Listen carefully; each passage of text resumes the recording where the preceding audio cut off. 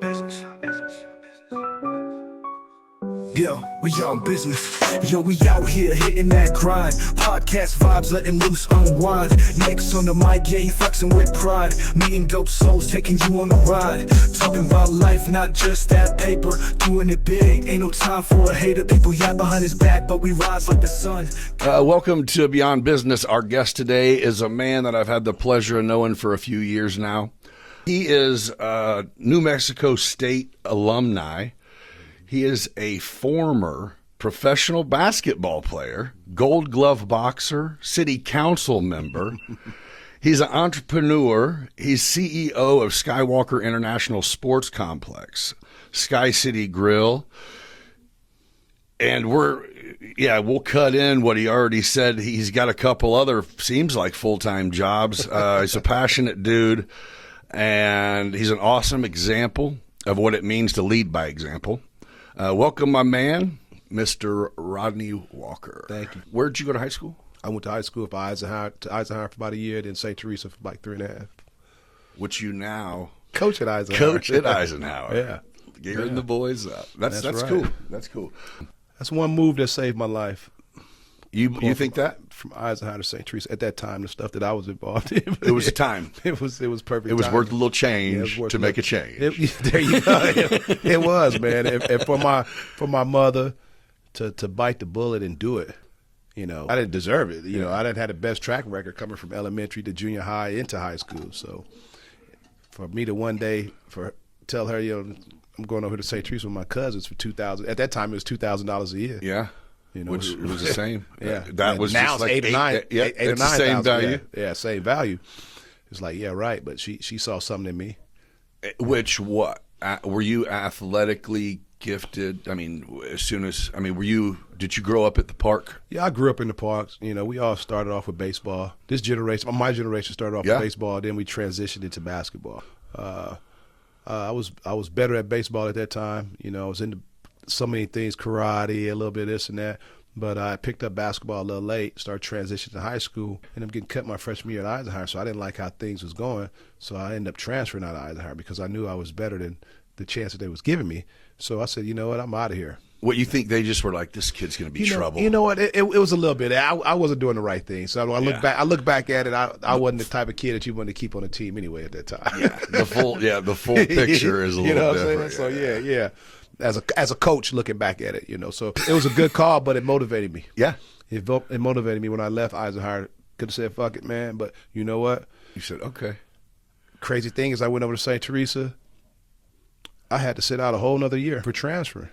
Ooh. Rules were a little different back then. So your first year of playing basketball in high school was your junior year? Yeah, junior year. So guess what? That season started in November, right? Yeah. My junior year. By December, the next following year, I already had 1,000 points. No shit. It takes people 4 years to do 1,000 points. Oh, so the coach was itching. Yeah. You were itching. Yeah, were you itching. Practicing with, or would they let you? Yeah, I was practicing with them, doing everything. You I was just supposed couldn't? to do. Yep. So it was time for me to hit the court. Redshirt. I said, a year or so later, in December, I already hit the 1,000-point mark. Ooh, that's.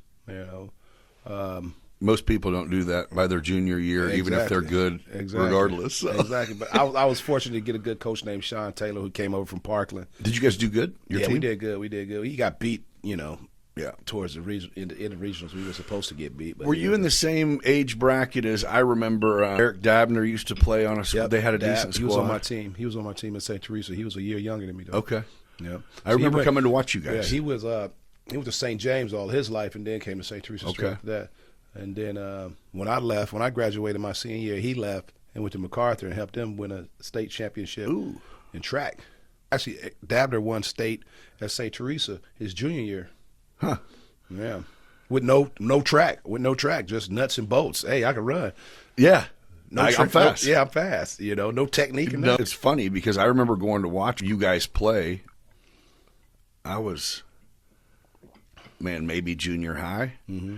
And I got drugged there by my mom because at the time, Selena Dabner worked for my mom. The nail shop? Yep. Word. And then they kind of, went and did her own thing from there. So I used to go to that nail shop all the time. Really? What was that little street? Candy Lane. Candy Lane. Word. Yeah. It's like Aloha, right? And then Team Electronics and Small shit. world. Yeah, that was. But, so I didn't see him till 30 years later at your place. Are you serious? And we knew each other. Wow. It was like, that's where do good. you? And I'm like, Yeah. wait a minute. And it was weird. Like one of them, like we didn't even know each other then. Right. You were a baller and I was a kid. You know? See, he was a hell of a baseball player before a basketball player. And he got me excited about basketball because I used to go watch him when he was in the 7th, 8th grade. He was ducking the basketball in the 8th grade and he ain't tall at all. Just could bounce. Just could bounce. Legs like a freaking ox or something. Just take off. And I'm not talking about no full court. Let me get my step right. No, I'm talking about off half court sets coming off a screen. Boom. That's beautiful. I said, are you serious? Yeah. That's cool. And I'm a year older than you. That's crazy. So he really got me motivated. And once I got motivated, I took off with it. Yeah. I took off with it. But yeah. Oh, that's cool.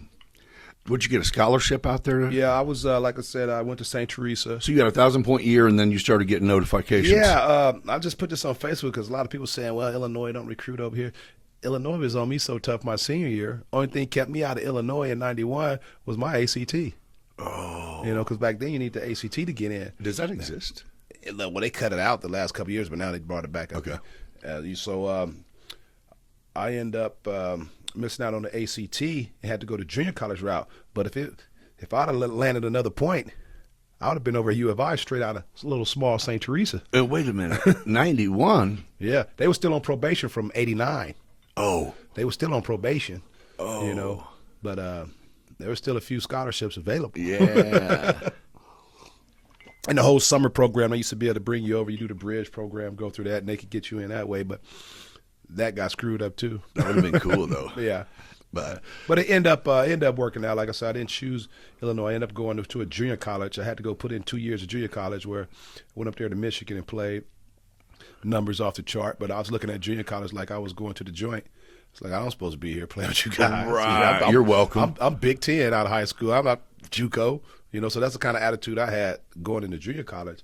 And they just stroked that ego because you were doing it. Yeah, I was doing it. So when I left, I had about 80 to 90 Division I schools to choose from. And it's still, crazy thing, it still came down between University of Illinois and New Mexico State, which New Mexico State is where Lou Henson started off at. Yeah. Oh. Yeah. Okay. Yeah, so when did you end up there? I ended up in New Mexico State 2 years later after I finished. That was that was 93. 20 years old? You know what? 19? When I finished New Mexico State, I wasn't even 21. I So was somehow 20. you had I was put 20. 2 years in at JUCO. I had one of those late birthdays. Oh, yeah. Okay. So when I left New Mexico State, I was 20. I turned 21 when I was playing professional ball in Taipei City, Taiwan. I'll be damned. How long did you play in New Mexico? New Mexico, I played my junior and senior year. Yeah. Then I come out my senior year at 95. That was the first NBA lockout draft ever.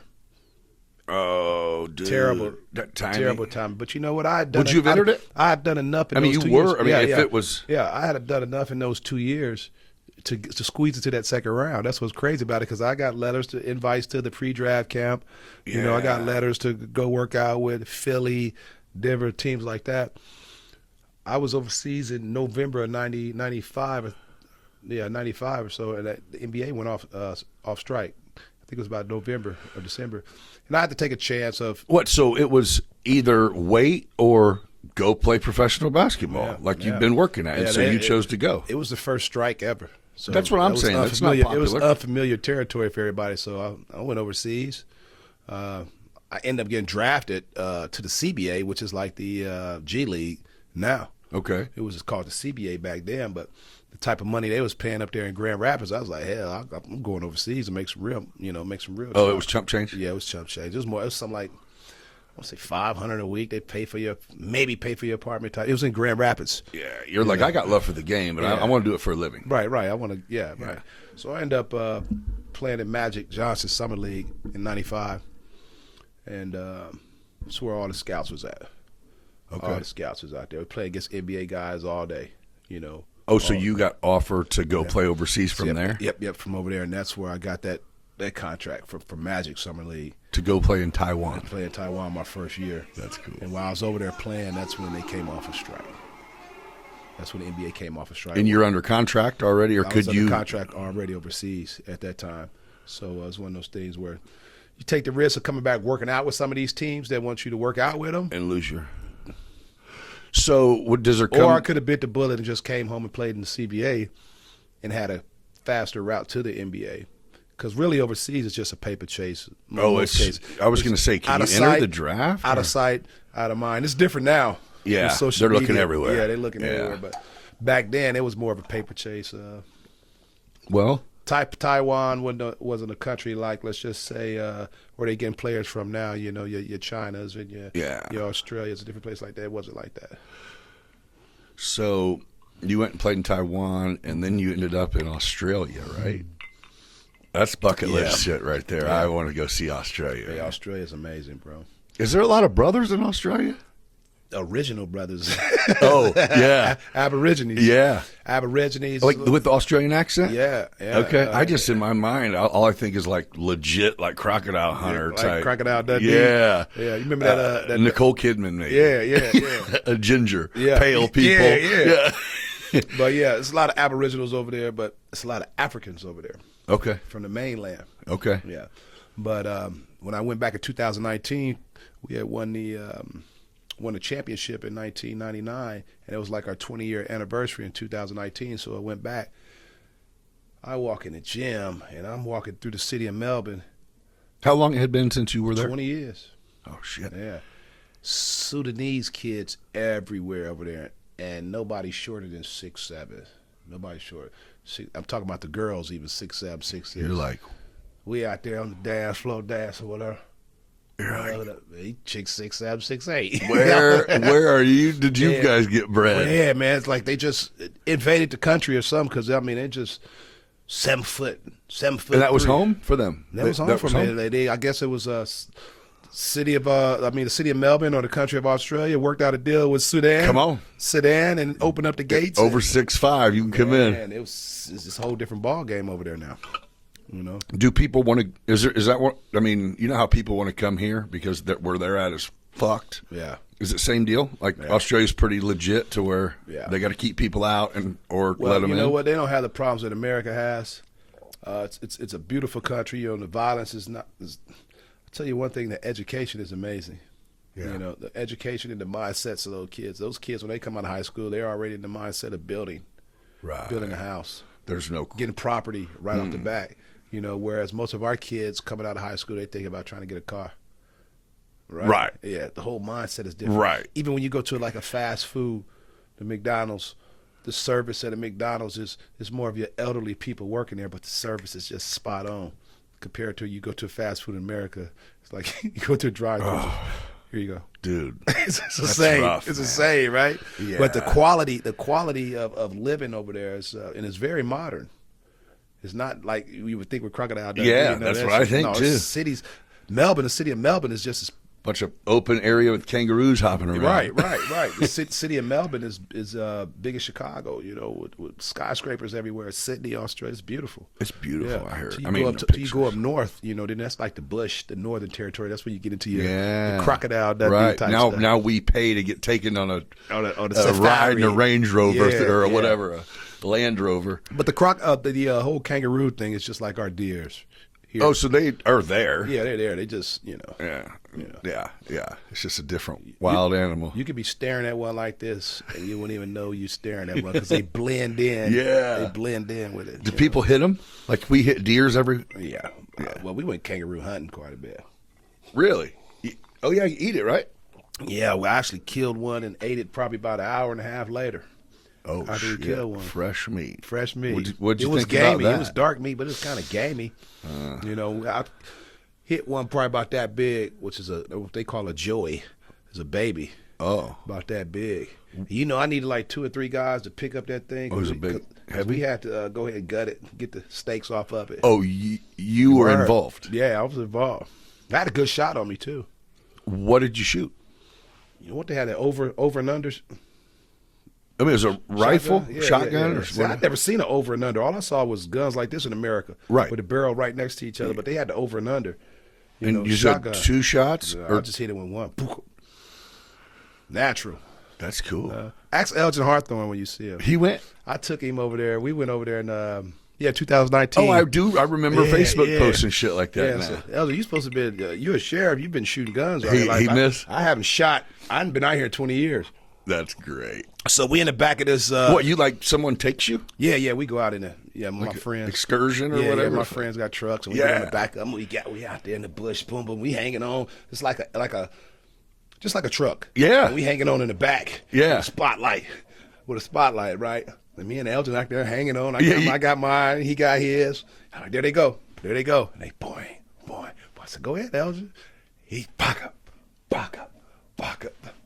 I let Elgin get a couple more shots. Back up. This kangaroo just popping away.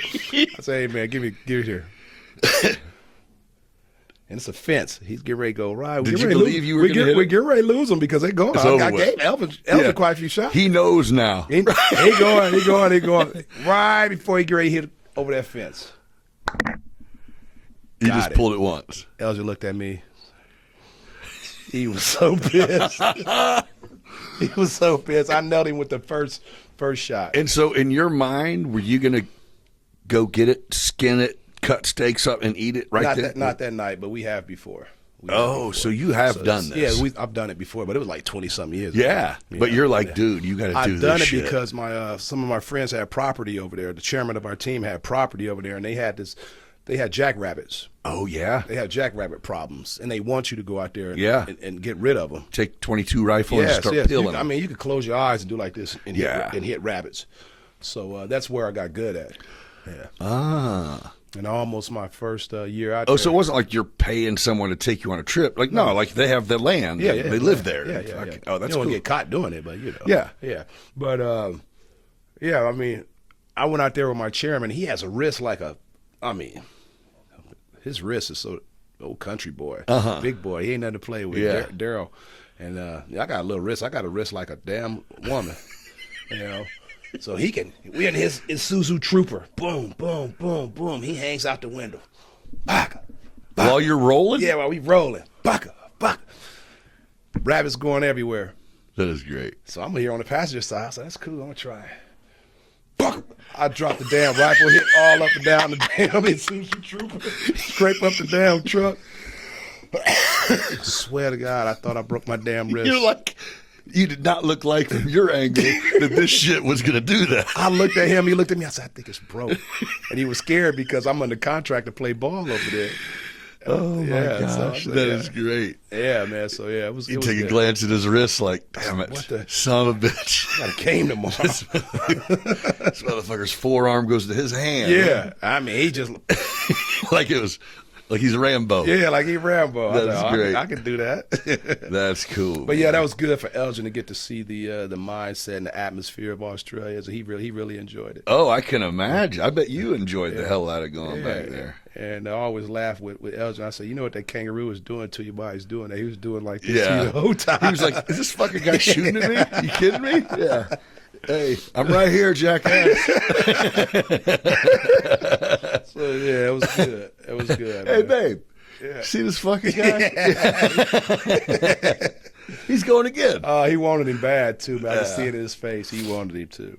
I don't think it'd taste good, but I'd try it too. It's kind of gamey. That was my first time killing one and eating it at that time, and then I shot. It's cool though. Shot a duck over there too. It was kind of dark meat and gamey as well. I didn't.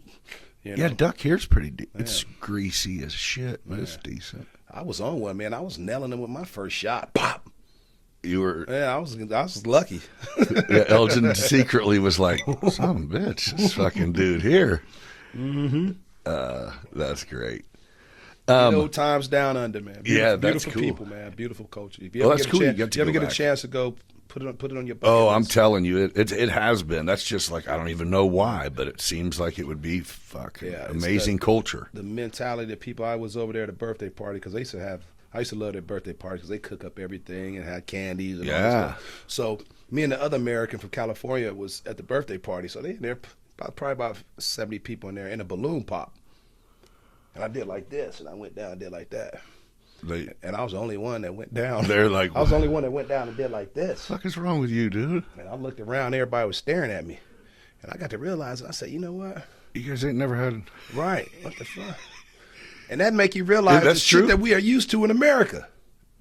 But why? Why do you think I don't they know. don't have that? I don't know, man, because I was going to ask you, what is their like law enforcement like? Is it like, oh, they don't fuck around, or is it like, no, people are just cool for whatever reason? the laws must be tighter on the guns or something like that, because they get a lot of knife play and stuff, but not like gun control like we have over here in America. It's Weird. yeah. Yeah. Because they watch TV. They watch a lot of TV, and they think every American tote guns, Right. which most of us do. There's. But that's the I mean, that's the but that's also, if you don't, yeah. you should probably Right. But that's learn what- how to shoot and protect yourself. Because That's what they see of Americans when we come over there, So when that kind of happened, that made me reel back things and said, "Damn, are we fucked up?" maybe. Because I was the only one in the party that ducked like this, or is it, just Yeah. crazy survival of the fittest. It's instincts. reaction. It's just reaction. And you're It was normal to me, and everybody was Right. staring at me. Yeah, it's a balloon, bro. Yeah, you didn't but- see him, right? Yeah. Yeah, I guess that. I went through the schools over there, and you can hear a pin drop in the hallways. Huh. You know what I mean? Yeah. Kids in uniforms. But why? I mean, they don't. There's no way that the country makes people be good parents. Right. Right? Right. I don't know, man. Or I mean, I don't know either. I mean, I think there's a way to learn from that somehow. I don't know how to do it, but I mean, the education make it seem like we'd have dropped the ball somewhere, because man. I mean, when I say it's quiet in the hallways of high schools, Yeah, our school system isn't paved towards being the greatest country in the world right now at all. Yeah. That sucks. it's tough, man. But we can learn a lot from them, Yeah, But even at the same time, those kids want to come to America. I was gonna say Australia don't produce shit, do Yeah, they? yeah. I mean, it's just they're just cool. Yeah, those kids Might. still want to come to America. At the end of the day, Man, beautiful country. I don't know why. I mean, I'm here. I mean, I love it. I mean, it's great. I mean, it's. I don't want to go anywhere else. Me neither. This is home. As great as Australia is, Yeah, as yeah. great as Australia is, Yeah. I'm here in Decatur. Yeah, yeah. I'm here in Decatur by choice, though. Right. And people want to give Decatur a bad rap, and I don't like that. Yeah. Yeah. And I wasn't even necessarily speaking of our home. I mean, I just meant. I mean, I can bitch about the education system or Yeah. taxes or whatever, and I can leave, but I'm not going nowhere. It's just What would your great. bitch be about the education system? I don't even know anything about it other than it seems like, for whatever reason, it's like shit is out of control. I think a lot of it's to do with social media and them allowing electronic devices to be toted around schools, which we don't pay our teachers. Nobody says, you know what, I want to make a good living. I'm going to go to school to be a teacher. You gotta love that job. My wife's a teacher. I'm just saying, you have to love it. Yeah, have to you're love right. it, man. Which, that's cool, Yeah. but you also should reward the people who are everybody that is in powerful positions that makes power plays Mm-hmm. was taught. Well, yeah. You know what I mean? So Some at some yes. point you had a teacher that, and now to grow up and go, oh, that's like a fucking shit job, Right. but my kid's going? Right. Yeah, thank God for good people. Yeah, you're right. You know what? If education is supposed to be the main priority, especially you start talking about politics and education, and you hear them throwing out education as if it's the number one topic. If it's the number one topic and it means that's that much importance to us, how come we don't pay the teachers what they deserve? Right. If it's that important to America. I mean, I'm pretty sure starting teacher wage for just someone coming in is like right there with CO wage. Yeah. You know what I mean? Like basic. I think COs get a little more. I was going to say that, but I didn't want to. Man, I think COs get more, man. The teachers have some great benefits, You know, if you look at their, their checks, they got money going in here, money going in there, money going there. They probably sitting fat when they get about, 55 or 60. You stay there long enough. Yeah. But you got to make it to that age. Yeah. But in the process. And I think most, more teachers than I do, but I think most teachers also, it costs them money. Most teachers come out of pocket. Yeah, they do. I mean, in high school, it's getting to where you could pretty much get by, but the younger kids, yeah, it's tough. They're coming out of pocket. It's tough, man. In the mindset of some of these kids, and it's not so much the kids, it's the parents. Which it's a trickle down, immediate trickle down. Hey, you make rules and policies and stick to it, but the problem is you don't even. I think we're to the point here locally that I think if you have. Like juvenile, teenage, we used to have Webster Cantrell Hall back in the day. Yeah. And I'm not promoting that, but I think that if, once a kid figures out you can't do anything literally, right, then I don't give a shit about getting in your cop car. Right. Take me home when you're done. Right. And it's like, ugh. Yeah. We're living in some different times. Yeah, but it's a money thing, right? Yeah. Yeah, like, damn, you'll build a fucking rehab to take up half a Decatur and then a cop center out here. Yeah. It's like, and that's cool. We need all that. Mm-hmm. I don't know about the rehab thing because I think it brought a lot of nonsense. Right. You know what I mean? Mm-hmm. People who quit the rehab now are living under the bridge. Yeah. And you know what I mean? Well, one thing I've heard about the Decatur area, we offer so many resources for that population. And good news travel fast. I'm saying. Good news travel fast. Hey, we can come to Decatur and they'll take care of us. Well, and the thing, yeah, and I think that's it too, as it goes. Because I was talking to someone about this, and I go, "Oh, how does that have anything to do with a homeless issue?" And it's like, oh, people don't have to complete the free rehab. Right. The rehab that we pay for. Mm-hmm. They don't have to complete it. Right. They just really get a free ride to Decatur, get to check it out, maybe meet a dude or a lady that also wants to quit rehab. Yeah. And then they go quit rehab, and they're not getting a Greyhound ticket back to where they came from. Guess what? That's what make America so great. And it is, isn't it? Yeah, I don't know, man. It's just weird. What makes America so great, man? But I think that that's the kicker is it's just going, come on, man. If we can sit here and talk about it, I mean, it's obvious. I feel like it wouldn't take a bunch of smart people to come up with a solution, and I don't know what it is, but I'm just saying some of the things are pretty obvious. But if the guy or if the figure that that spends the money is in charge, then you don't ask questions. You just figure out how to make it seem okay. Well, I'll tell you what. If I had $1 billion or whatever, I should be able to spend it and donate it to where I want to donate it. Yeah. Whatever floats my boat is my money. I can do what I want to do with it. Yeah. And you can do the same. Yeah. You can do the same. And can't nobody knock you. That's your passion. Well, you can get knocked if it affects every fucking body. if that's your passion, Just like when I was on city council. Let's say, for instance, you got on there and bounced right back off, huh? Yeah. You were not interested? I was very interested, but I didn't know my hands was going to be tied with other investments and things, okay. In the city. Because I'm an entrepreneur. I like to shake and bake and do things in the community as well. But in the small print, there's some things that you can't do as a councilman that I didn't know that. Like restaurants with gaming or liquor and things like that. Some of the business I was involved was in the TIF district. And it's in fine print that, elected officials can't be involved in anything with TIF districts. I didn't know that. I didn't know that. So I don't feel like I wasted the people's time, but if I'd have known that information in the beginning, I never would have ran for council. Honestly, I thought running for council would open up more opportunities. Me too. Before me. I mean, when I seen you there, I was like, perfect. Would open up more opportunities, but it was... Or a fresh perspective, at least. Yeah, it's okay to have a fresh perspective, but I got to eat too. When I see out-of-towners, different people come in from out of state and flourish with some of their ideas... Yeah. I would like to do the same, especially being from here. Yeah, my hands shouldn't be tied, but I didn't make the law. Well, you turned the Armory into something pretty fucking cool. Yeah. I mean, that's an amazing spot. Well, yeah, we've been fortunate, man. We've been there since 2007. Yeah. We just purchased that in September, so it's officially ours now. Ooh. Yeah, so we're doing a lot of renovating and really getting to know the building all over again. Yeah, that's probably endless. It's because huge.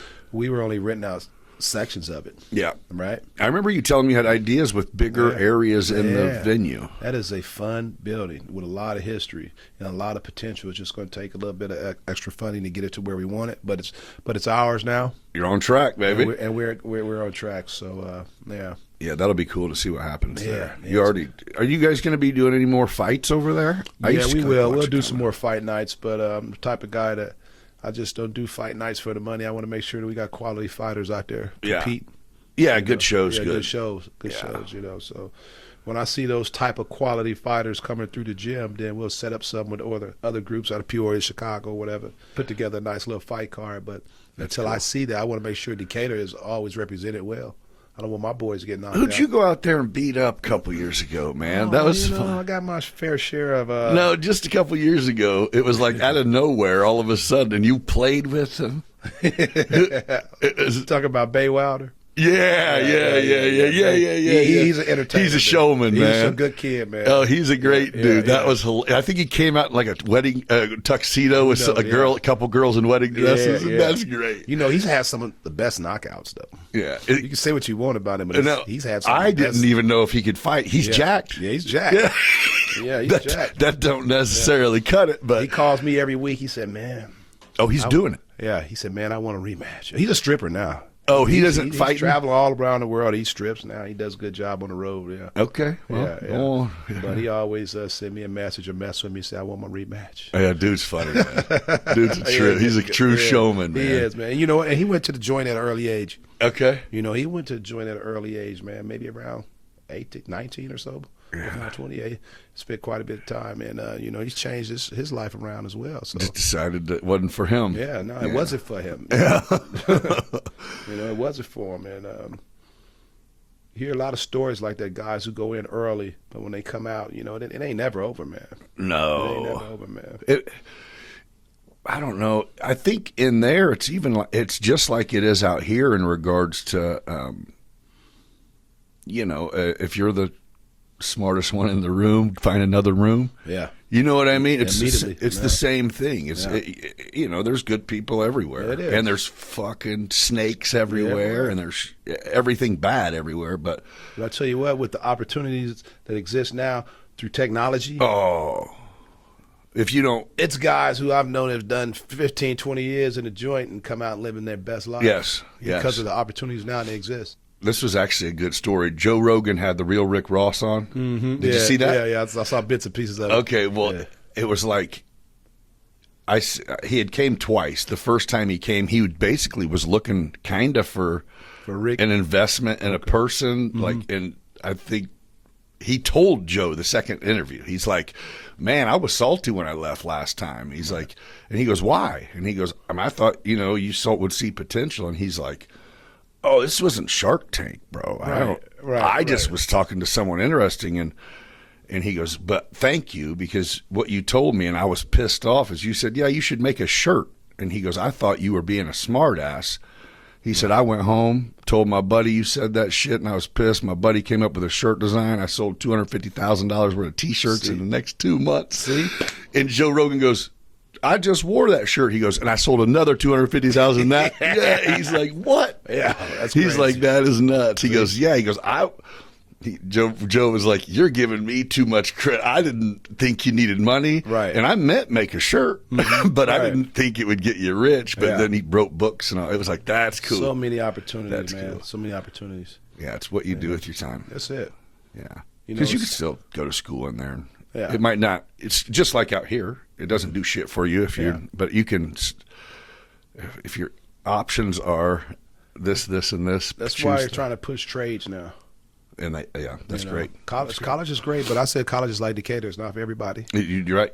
But those trades coming right out of high school, going into making probably 60, 80,000 right off the bat. That's great. Compared to struggling. A 9-month education makes you a professional. Right. I look back at it, man. I see so many kids that was on the campus that just wasted time. Yeah. Just hanging. Just hanging. Well, I think Yeah, most of them. Yeah. But see, over when I work on campus at U of I a lot, there's a lot of foreign people. It's like, and I don't mean that bad. It's just like, wow. Because their focus on education is a little different than ours. I'm saying. See what I'm saying? We worked on a roof of a building that we were working on, and it was right at exam time, and we had to sit in a safety meeting, and it was like, you have to have someone on your team. Basically, you have to pay someone to stand at the door and open it every time you want to come in, because you're not allowed to leave the door unlocked during exams because they dive. And it was like, wow. No. And they're like, oh, yeah, like there's 3 people last year. And it was like, whoa, wait, what? Wow. And that's when it was like, yeah, their failure is different than ours. Yeah, like, you can't go home. That's pressure, dude. So, yeah. But there's a lot of people who didn't jump, though, and they made it. Yeah. But, yeah, and they are, I think one of them is my doctor. Right. I tell every kid, and the other one's my lawyer. Right? if you get a chance to leave and go pursue college, do it. Yeah. You know, somebody put a post up the other day about Decatur, leaving Decatur, and pull that up just a little bit. Getting out of Decatur, doing this and doing that. Go. You need to go see what's out there waiting on you. Yeah, you need to go see the world, see how it works. And you never know. That way you can look back into Decatur and see some of the gems and see the opportunities that really exist here, because it's not as bad. You can't see the gems when you're in the jungle and in your trenches. You can't see it right here. You got to step outside and look in most of the time. I think it's all about what you focus on. Yeah. You step outside and look in, you can see the gaps. There is a ton of opportunity here. Small businesses have flourished since the big business Firestone shut down. A lot of people leave when shit like that happens. But I mean, there's a lot of opportunity. There's a lot of opportunity. Well, you are a rare. You're just a really hard-working dude, man. I don't know. It just seemed, or let me say, you have a lot on your plate. Yeah, I have a lot. I don't know. Yeah. I mean, I call that hard working if you're busy most of the time. It obviously means physically, which I've only met once, but your wife has to be a freaking the bomb. She's got to be a trooper. She is, and she's just like, go do for everyone, honey. Yeah, catch you later. She hates to hear me say I got an idea. She's like, oh shit, here we go, another idea. Yeah, another idea. Good. But if I go to sleep thinking about it and I wake up thinking about it, eventually it's something needs to be put on paper. Yeah. Eventually, I'm gonna try it. Right. And it's not so much what motivates a person. Everybody got different motivations. It's more of the challenge is seeing, like I said, if I could pull it off. Yeah. So, do you feel like you would open another Sky City? I would like to open up another one out south. Somewhere on the south side. What about not in Decatur? If I did another one, it'd be in Tennessee. Oh, so I like to go places where they know of me. So you can capitalize on what you right. So instead of just building something from the ground up where people don't know anything about your history or anything like that, it's tougher. Do you think that your service and food and entertainment and everything is so good and it is good, by the way, but because you're present? Or do you think? I think it helps because I'm present. You know what I mean? Yeah. And I can't be there all the time. Yeah. But I've been fortunate not to have a lot of turnover. Right. Therefore, I was thinking that. Yeah, things kind of stay consistent. Everyone knows what everyone is expected, and that's how the door stays open. Yeah, and when you start having a lot of turnover, you're gonna have some inconsistencies. Because you're there, but you don't work. Yeah, I work. Sometimes I work that bar. Oh, sometimes. But I mean, no, I didn't mean to say it like that. I just meant like you. I think it's cool that, there's some people who, when they just come there for dinner, it would be awesome if they would happen, right, to be able to see, you. Yeah, I'm there quite a bit. And you're there. Yeah. You know what I mean? It's like, let's get a pic, bro. I try to be. That's awesome. And that's why I closed Skybox back in 2011 or so, because I wasn't there. as much. And sometimes people were coming to see me. Yeah. You know, they was coming. And they got Darren Hill. Yeah, D Hill. Like the fake ass Tom Cruise. Yeah, they got in cocktails. Yeah, so yeah. So I learned from that. So yeah, I got to be a little more hands-on and be there, you know. That's cool. But how does the billionaires do it? Because Mr. Walmart's not at Walmart. I know. I think that's where I was going with you open another one. Is it like, yeah, but in order to do that, I got to convince my team here to move where I'm opening it to, because I got to be around the next team I built. Right. You know what I'm saying? And that's what becoming a true leader is, making sure that you train people up. Yeah. To be leaders. Yeah. You know. Yeah. To carry their own. Because at the end of the day, I can only do so much as an individual. I have to lean on people and trust people, you know. Well, I think I encourage you to do that more. Yeah, you have to, or else you're going to be stagnated. You can only go so. Yeah. You know. Yeah. And a lot of people are ideas scared. going this far in every direction don't do shit. Right. And a lot of people are scared to open up and share this with you, share this with this person. But I need people that's better in certain areas than I am to take it to another level. And I was told this recently, and I'm terrible at it. I'm going to work on it. Is, you know, there is no success without a team. That's right. Limited. You can still have some success without a team, but you're going to be limited. I meant, you know, true success. Yeah, the one we were talking about earlier. That you go, I came on vacation to Australia. This shit's nice. I'm going to go ahead and stay for a couple months. Right. Everything's going to be fine. Right. I'm making money while I'm here. Right. That's different, you know, and I think that's it. How I don't even know what made me ever think I can do it. Yeah, I can do this shit. I haven't quite mastered that yet. I haven't quite mastered the making money while you sleep and making money while you're not hands-on. I feel you. A lot of the revenue that I generate, it seems like I have to be there hands-on doing it, you know, because people want you. And you have your gym. You have volunteers. No, we have people on staff through our outreach program. So they're getting paid. Yeah, mm-hmm. But we it's do, crazy. We do have some volunteers there. That's through Skywalker Incorporated, which is a profit, is for profit. But the Skywalker Outreach Services is non for profit, and we do have people on payroll for that. It's almost like you need just a perfect you representative that will trick immediatay to you to be there when you're not there, and you're like, yeah. You know what? I have some stand-up. I got to pay him $150,000 because that's a big job. and I have some stand-up people that I can turn my back, and I can leave and go to Australia for a month. And it's all good. Yeah. You know, which I've done that. Yeah. You know, which I've done that. That's good. Yeah. But it's money, though, yeah. The bigger you get, the more you have to get better at delegating. For sure. And when you get better at delegating, you're going to have to open up and trust people. And some people, you're going to choose the wrong people sometime. You're not going to always choose the right people. And I want just one really solid motherfucker. Mm-hmm. And then let them do all that. Yeah.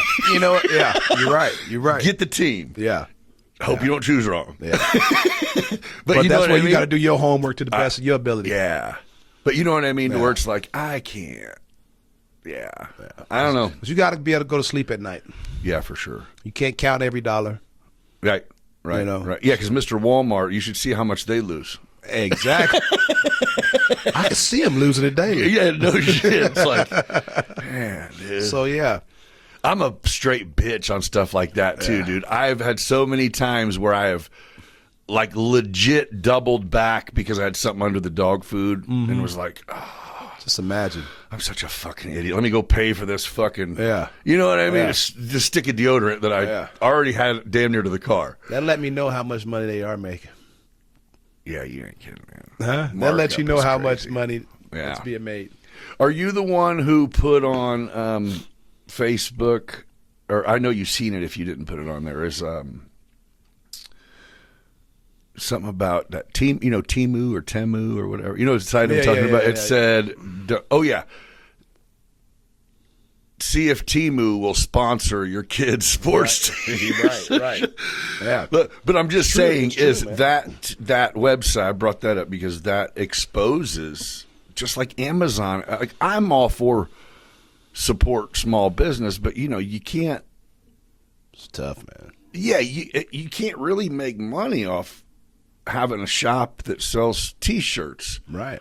Because I can design one on my phone for like free, and they send it like $8 next week. It's going to be shitty, but you know what I'm saying? It's like you can't. It's not a winning market. It's not. I mean, I don't know how they do it either, actually, but they seem I to do try to have people stay local.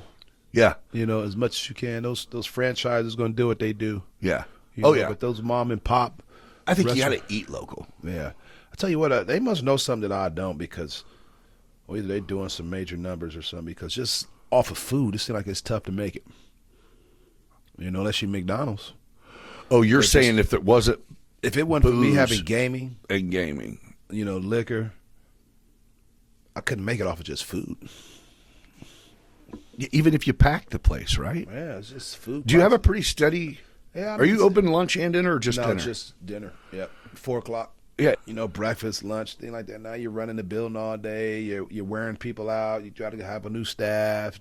Did the brunch go well? You had that for a minute? Yeah, the brunches go okay. Yeah. They were only like, we used to do it like once a month. Okay. But But still, you're going, all right, that wasn't worth it. Yeah. I mean, it's all right. Glad you guys got to eat. Right. It's okay. It's okay, but it's not a game changer. Yeah. You know what I'm saying? Yeah, you do wonder that. So you have to. But even the places that we go to, like when you're out of town, you go sit on the 3rd floor of the steakhouse. Mm-hmm. It's still a waitress for every 4 tables. Yeah. A cook for every 7 tables. Yeah. You know what I mean? Yeah. So it's like, I don't know how. I guess you just. I guess the markup has to be so high. Yeah. I don't know. You guys do got good food, man. Yeah. That's foundation is food. Everything else is a bonus. Well, you've kind of turned it into something to do too. Yeah. That's pretty cool. Yeah. I mean, that's a neat thing. Yeah. Have people have something to look forward to. You haven't had any drama. Yeah, you want to have an experience when you go out. You spending your hard-earned money. Yeah. You can go anywhere and eat. You think everyone's welcome. Yeah. And everyone can get a good laugh. That's it, man. Yeah. Have a good time. Have a good Leave time. your problems at the door. Yeah. On Wednesday and Sunday, if you think you got it. You get on up there and sing. Get on up there. You feel like yelling and screaming and dancing, go ahead. Get it. Yeah. That's funny. But you guys don't have no smoke up there, right? No, For probably. the most part. And with me being up there, that probably helps. Yeah. But us closing at a decent hour every night. Well, like throughout the week or so, we shut down at 10 o'clock. That's plenty. Wednesday nights we'll stay open to 2 o'clock because of karaoke. Oh yeah. But every other night is 10 o'clock. Yeah. So when most places may start just getting going at 10:30, 11 o'clock at night, we're shut down. So the Wednesday night deal, not having drama, makes it so it's. Yeah, every once in a while you have a couple incidents. You know what I'm saying? A couple drunk. But I mean, makes it so you can actually have somewhere to go. Yeah. 'Cause we were kind of running out of them for the youngsters too. I mean, not that everyone doesn't come there, but for the younger generation, it's kind of like. Yeah, it's popped. Where are you going? Yeah. FaceTime. I remember downtown I used to juke back in the day. Oh, man. What about before that over there with Twister, Fumbles, White Horse? That whole little. Yeah, that go was from cool. one to the Spank. What, not Spank? Spank. Yeah, Spankies. Yeah. But then they had a big shooting over there to shut everything down. So. Yep. Same thing with City Plaza. Yeah. I think that ended up.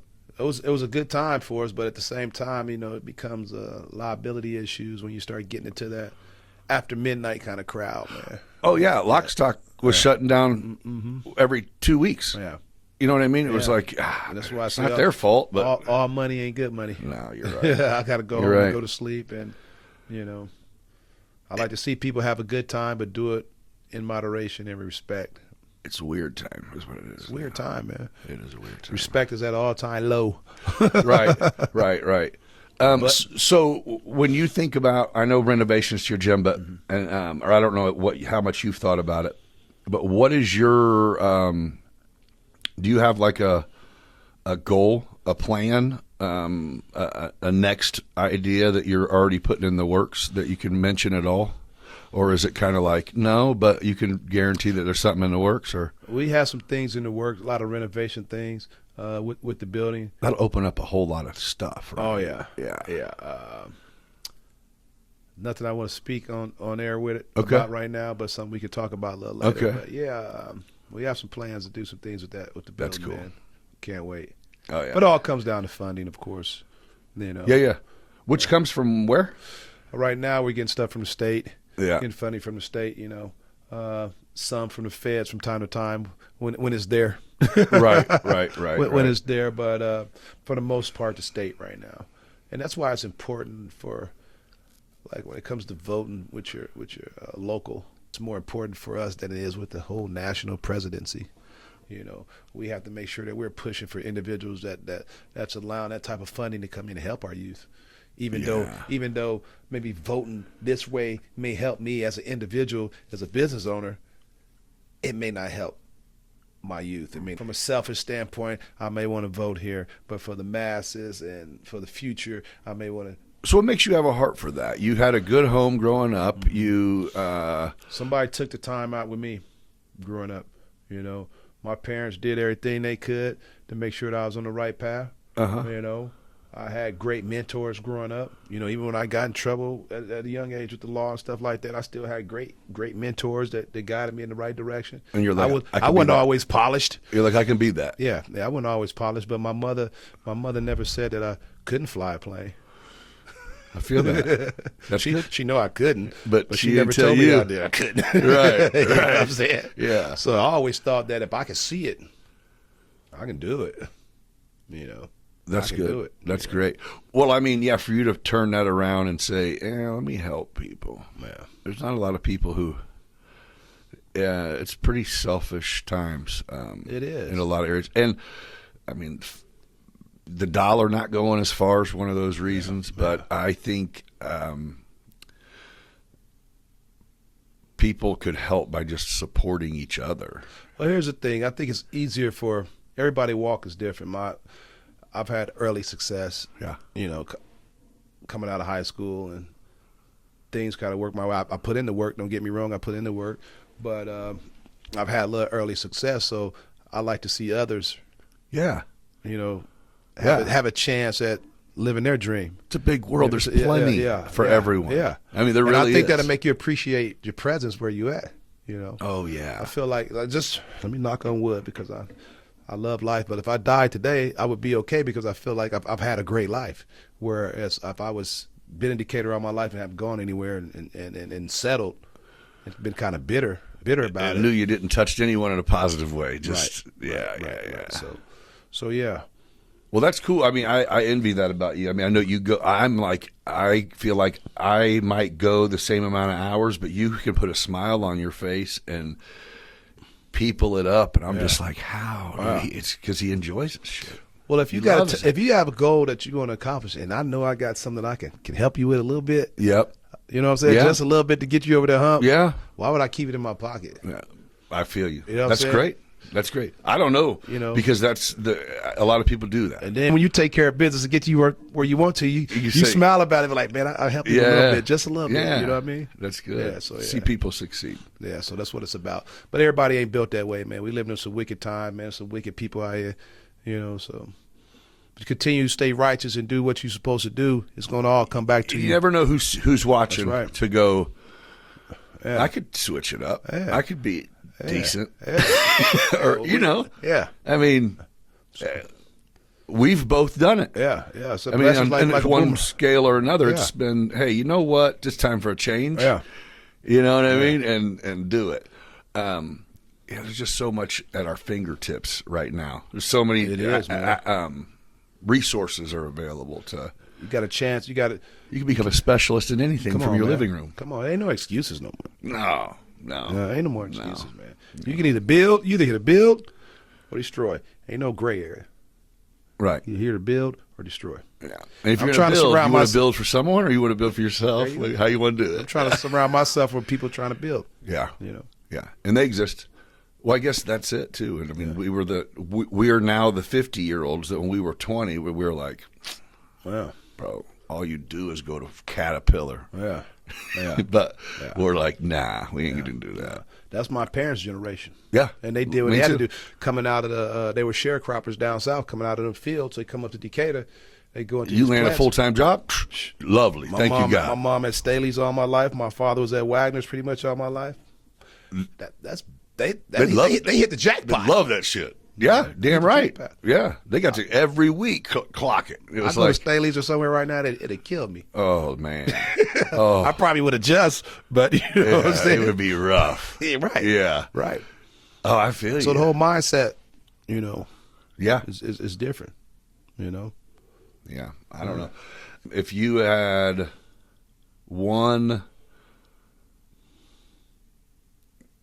let's not even say piece of advice. Let's just say one thing or motto, whether it's a cliche motto or not, that you live by and you encourage other people to live by, that we'll put on your headstone, not really, but I would say in some type of form, stay righteous, and blessings are just like a boomerang. You throw it out, I promise you, it's gonna come back. Man, Promise you, it's gonna come back. you're absolutely right. If you're selfish, your success is going to be short and it's going to be bitter. Yeah. I tell the kids, I say, you got to find something that you fall in love with. Right. Fall in love with something. Yeah. When you don't fall in love with it, you're gonna be. I fell in love with basketball, and I'm still eating off the game of sports, and I'm 51. Something I fell in love with as a teenager. It was true love. Yeah, it's true love, and I still got that fire. Either it's through boxing, either through seeing kids wrestle at the gym, or baseball, or basketball. How's that feel, seeing both your kids just fucking kill it, dude? I know my pockets feel better. I feel real great, that's because good. I know how expensive college is. Yeah. And every time I see them out there, I just smile because my parents weren't athletes. Right. So I was blessed to be able to Figure it out. And get a scholarship and go and make a living playing ball. But my kids had it set up from the get-go. They had gyms to go to. Daddy's there, mom's there. I mean, that doesn't mean, you don't take nothing away from, that's Right. still hard work. It's still hard work. Yeah, It's still hard work. Yeah, it being Still there hard don't work. make you. Right, you're right. 'Cause some kids have it all, no Yeah. shit with it. Yeah. You know what I'm saying? So it's a blessing to see them take advantage of the opportunities they had. Maybe they also love it. Yeah, they do. You never had to pick up a basketball. My love would have never changed for you. You would have just got beat really bad when I forced you to play one-on-one. Right. And he comes back here and there when you go check him out or whatever. Do you say, lace him up, fool, let's get a little work? Or are you like, not a chance, bro? There ain't a chance no more. My lateral movement is terrible. Oh, he'll take advantage of you. Yeah, he can make one move. I go over here. It'd be a week before I get back.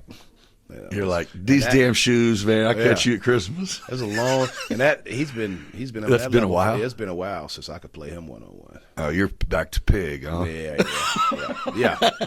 Maybe. That's great. Yeah. But yeah, like I said, Sydney, she was a dancer all her life. And now all of a sudden can jump 20 feet in the air and spike a ball. I seen a picture you posted. I'm like, is that what is going on here? Right.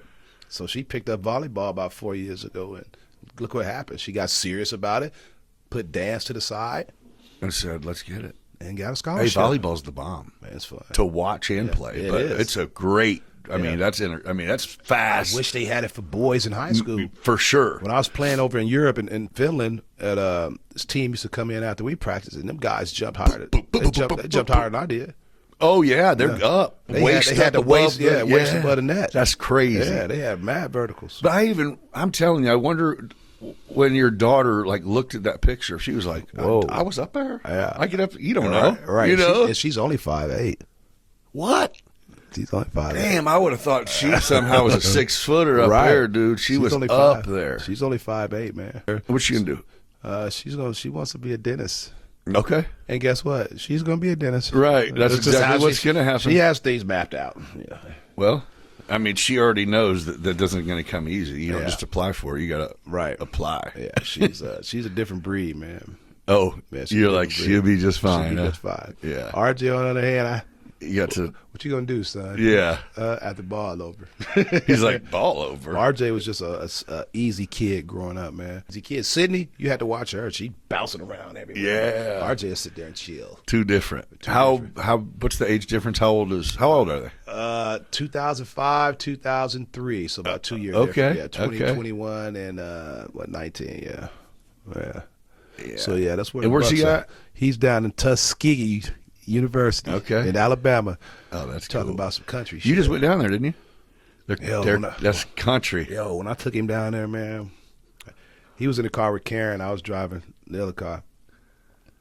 I got about 10, 15 minutes from the university. I was like, shit, man, I'll turn around. Man. This shit don't look good at all. Man, straight up. A detour? Man, talking about ain't no street lights out there, man. It was dark, country roads and shit. I was like, yeah, that's real. Man, what the hell I get my son into?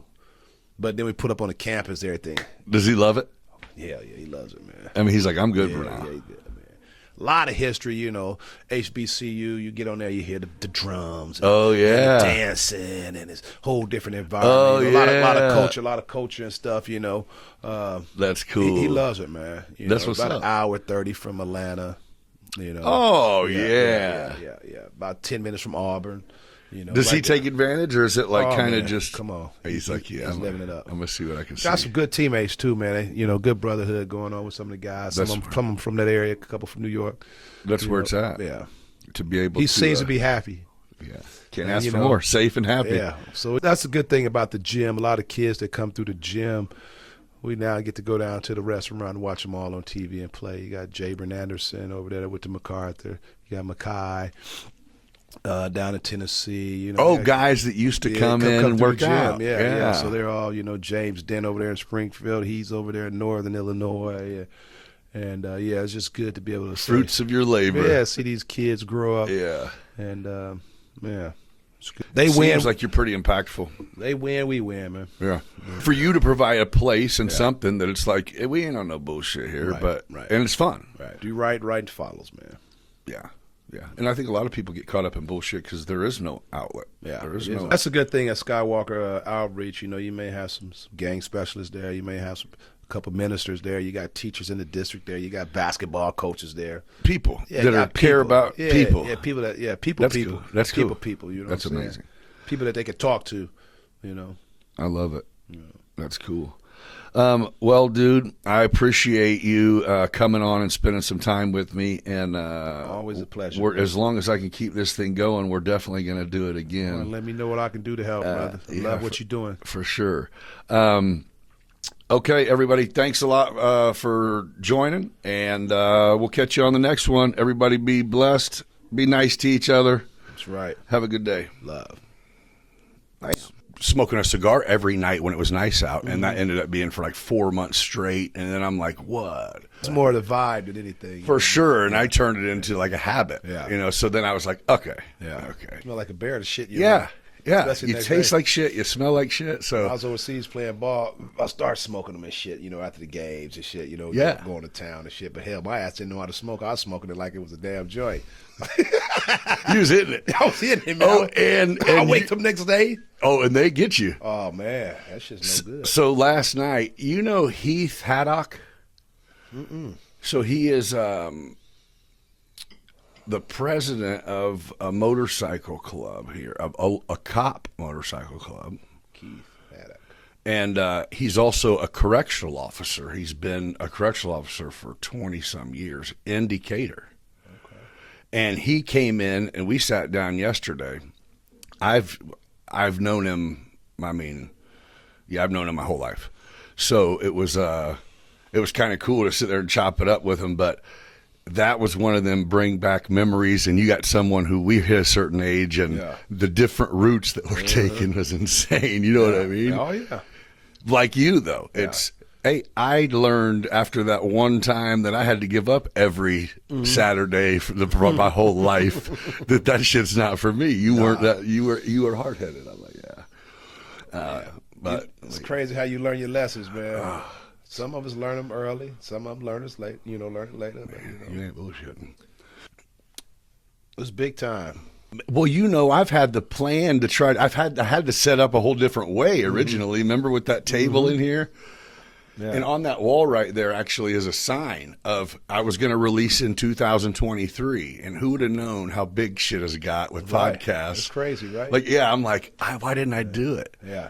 But, you know, I think I didn't want to have people tell me they didn't want to come. I thought that'd be like, I don't take shit well. Right. Or maybe. Yeah. You know, but COVID opened up a lot of doors for a lot of different things, man. It's a whole new world, dude.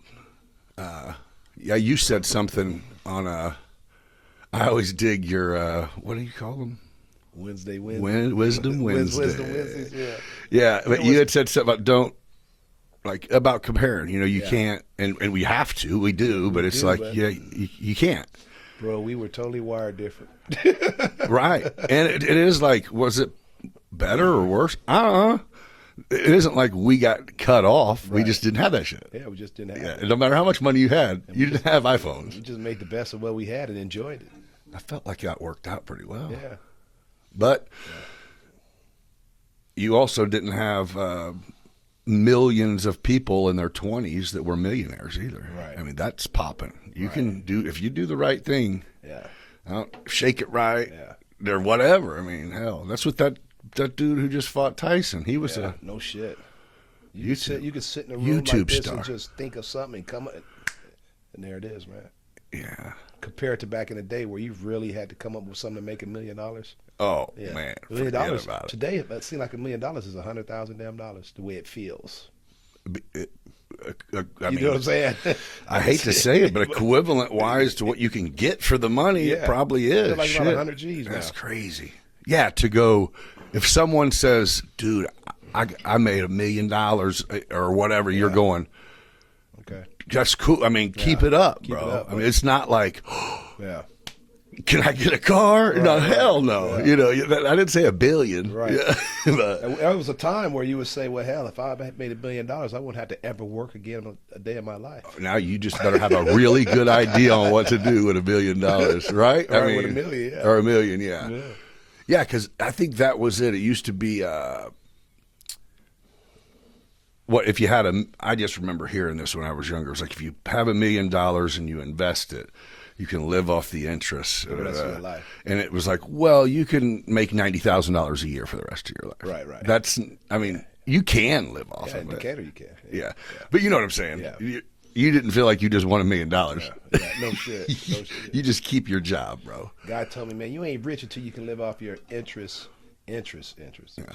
Says, how long can you take off work? How long can you take off work and make money? It's like, none. Right. Zeroed. Oh, that's not success. And it's like, ooh, ouch. But I don't know. I feel like you start where I try to give these kids, advice, because they all see some of the different things I do in the community. Of course, they look at the money aspect of things first, because that's what catches their attention. But I tell these kids all the time, I say, a lot of the stuff I do, I just try to see if I could pull it off. This is more of the challenge. Is that right? And then once I pull it off, all of a sudden it turns into an income stream. If I was passionate about it anyway, and I wanted to see if I could pull it off, that was something I was going to do anyway. Now I got the potential to make some damn money off of it. Now, if you do make money off it, it never seems like you're working, because it was just. This is true. There's something you was going to do. Do you have you have an actual? I mean, I know you have companies, but you have a job. Yeah, got several jobs. No, I mean like you got like an actual degree. You got I have a degree in organizational leadership at BS. Hey, move that whole tripod up towards your face. I don't think the arm will go much further. You might just have to finagle it. That's cool. Yeah, I just want to be able to. All right, I got a bachelor's in organizational leadership. Started off in business management and kind of veered off into. You work out of town too, right? Yeah, I'm up in Chicago most of the day, but that's with medical deliveries with assisted living homes. That's a different job. Yeah, that's my main job. Okay. It's it allows me to be flexible to come home and do some other things. Yeah, you do it. We have contracts up there in the Indiana area, Chicago area, with assisted living homes, where the pharmacy is down here in Forsyth. So we work for a pharmacy, and we independent reps that go out and take care of those routes every day. I pretty much handle Chicago. Somebody else is probably down south by St. Louis. Somebody's over by Indianapolis. And you're dropping off stuff? They were dropping off meds daily, because they have to get meds daily at these assisted living houses. Yep. These big time homes too. I'm talking about the ones that I deal with. Everybody's homes are not as big as the ones that I deal with. Some of them may have 200 beds in them. So do you work for the drug distributor? Yes. Okay. Mm-hmm. Okay. Yep. And they just say, hey, here's your route, and Here's you know your it? Route. I know it. I mean, the people you go see, you see them. I see them. They've been seeing me since 2008. Oh, okay. Nice. Nice. I see the same cats over there at Inglewood doing the same shit they've been doing for the last 10 years on the block. Same exact. We see each other. That's crazy. Yeah, we stopped him 8 years ago. He's cool, bro. Cool. I'm in Inglewood, K-Town. I'm in the roughest part of the city. You're in the city. I'm in the city, yeah. Okay. daily. You know, sometimes I look in the mirror and say, I'm actually in Chicago every damn day. Yeah. You know, it's crazy. Because it is. I mean, you do it a lot, so you're one of the people when someone says, "Oh, I don't want to go all the way to St. Louis, all the way to Indy." You're like, It's 165 "It's nothing, man." Yeah. But You know, there are them times where it's probably like, you know, I think Chicago seemed like it was 2 moons away when the speed limit was 55 miles an hour. I think you might be right. I think it was. You know. No, yeah, you're right. Oh yeah, because you've been traveling up there for a minute. Yeah. And plus, before that, I was back and forth from the city quite a bit with basketball. Yeah. Well, that's legit. Yeah. That has nothing to do with your education. You just got a decent gig, and Well, a degree had got me my pharmaceutical job. I was with a company called Santa Fe Aventis where we were selling Lantus insulin. So they kind of cut our team, and that's when I went straight into the distribution. okay. Yeah, so I needed my degree to do the pharmaceutical sales where I was going in selling to the doctors. And that was in physicians. 2008. Yep, 2008. All right. Hey, let me do this real quick, and then we can get into some stuff. Drugs, yeah, you blessed with the gift, determined to thrive. Nick's breaking it down, keeping that fire alive. Let's go deep like the ocean, no bluff, beyond business, baby. We can't get enough.